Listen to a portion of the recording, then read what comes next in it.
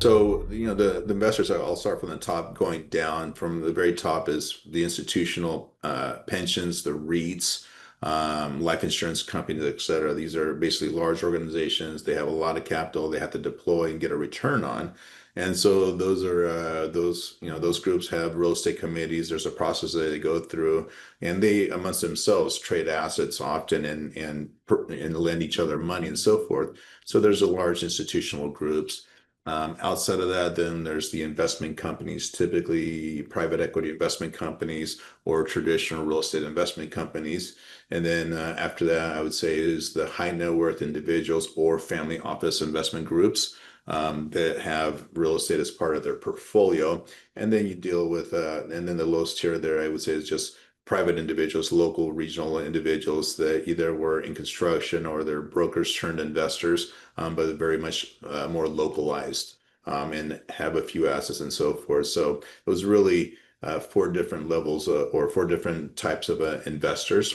And so the institutional groups, they had a process, they had real estate committees, they had a team. So there's very little that we did. We just basically had to give them a very thorough and detailed project, and then they took it from there.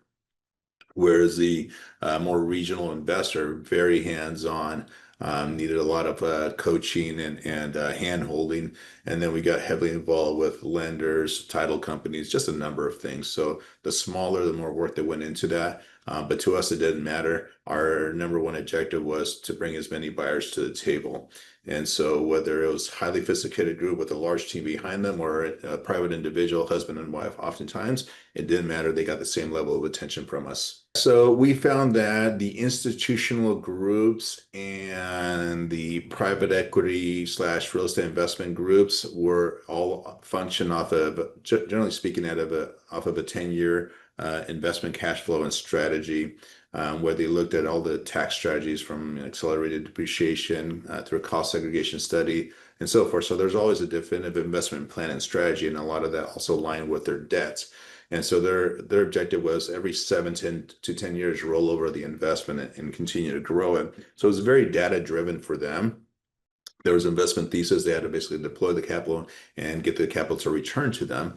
But back to your question, as far as the teams or the individuals behind those organizations, they had money to invest. Essentially, they had capital to deploy, and they had to meet their quotas on a monthly, quarterly, and an annual basis. So investment activity always picked up toward, on the fourth quarter because they had all this capital that they had to deploy, and if they didn't deploy, there was other ramifications for them. So they were actively hunting deals. So they actually looked, the institutional groups and private investment companies, they really looked to us to bring them opportunities. So the calls were always welcome. Yes, they do have a process. They can't make immediate decisions, but when they take an asset to a real estate committee, it has to check off the boxes. So we spend a lot of time on the front side to make sure that these assets check off the boxes and they get to committee. Otherwise, they're going to get kicked out, and we lose credibility. So we did a lot to make sure that we were offering the right assets to these groups. Once you got down to the family offices or large investment families or private groups, there's a lot more emotion attached to assets, a lot more legacy type properties or strategies, far, far less sophisticated, much more complex as far as setting up the debt, investment strategy, investment thesis, everything. It was just far more complex. So it was more of a moving target. So definitely the high net worth families and private individuals, they actually make the business a lot more fun because you're really trying to figure out their personality and how you can help them reach their personal goals. Whereas institutional groups are much more data driven, much simpler, takes kind of a lot of the flavor out of the deal, but the transactions are considerably larger.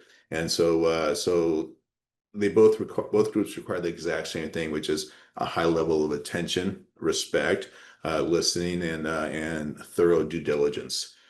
So yeah, we had to be on our A game at all times, but definitely one more complex than the other.